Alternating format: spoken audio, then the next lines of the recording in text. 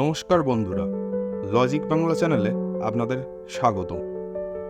স্বাধীনতার পর ভারতবর্ষে এখনও বেসামরিক যাত্রীবাহী বিমান দুর্ঘটনা ঘটেছে 52টি এবং মোট 2173 জনের মৃত্যু ঘটেছে ডিজিসি এর তথ্য মতে। গত 2025 সালের 12 জুনের এয়ার ইন্ডিয়া ফ্লাইট AI-171 দুর্ঘটনা, যা এখনও ভারতে সংঘটিত দ্বিতীয় বৃহত্তম দুর্ঘটনা। আহমেদাবাদের সর্দার বল্লভভাই প্যাটেল বিমানবন্দর অন্য প্রতিদিনের মতনই ব্যস্ততম হয়ে উঠেছিল।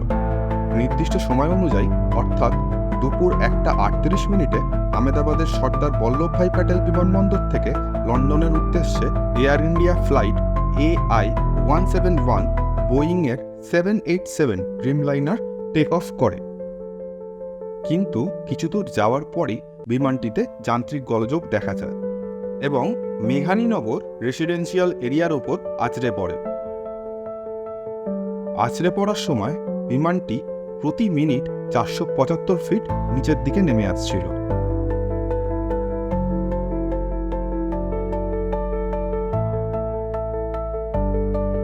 বিমানে ছিল মোট 242 জন, তার মধ্যে 230 জন যাত্রী এবং 12 জন ক্রু মেম্বার। দুর্ঘটনায় 241 জন নিহত হয়, মাত্র একজন বিকাশ কুমার রমেশ হাসপাতালে বেঁচে আছে, তবে নিজের ভাইয়ের কোনো খোঁজ পাওয়া যায়নি। যারা মারা গেছেন তাদের মধ্যে 229 জন ভারতীয় ছিল, 53 জন ব্রিটিশ ছিল, 7 জন পর্তুগিজ ছিল এবং 1 জন কানাডিয়ান ছিল। এছাড়াও 28 জন মেঘানীনগরের বাসিন্দা মারা যান। বিমানে ছিলেন গুজরাটের প্রাক্তন মুখ্যমন্ত্রী বিজয় রূপানি। ভিডিও ফুটেজে দেখা যায় বিমানের উচ্চতা যখন 625 ফুটে পৌঁছায় তারপর থেকেই দ্রুত নিম্নগামী হয়ে যায়, তারপরেই বিস্ফোরণ হয়। আকাশে ওড়ার সময়ও দেখা যায় ল্যান্ডিং গিয়ার নিচে থেকে যায়।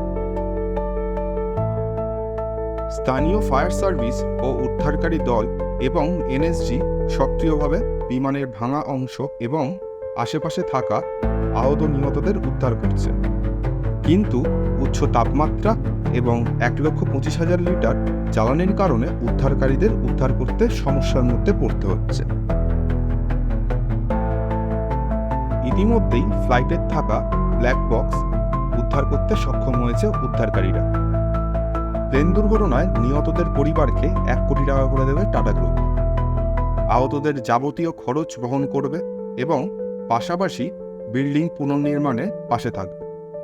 লজিক বাংলা চ্যানেলের পক্ষ থেকে আমরা নিহত এবং আহতদের পরিবারকে সমবেদনা জানাই। আজকের ভিডিওটা কেমন লাগলো জানাতে অবশ্যই ভুলবেন না। এইরকম আরও ইনফরমেটিভ ভিডিও বাংলাতে পেতে গেলে লজিক বাংলা চ্যানেলকে সাবস্ক্রাইব করতে ভুলবেন না।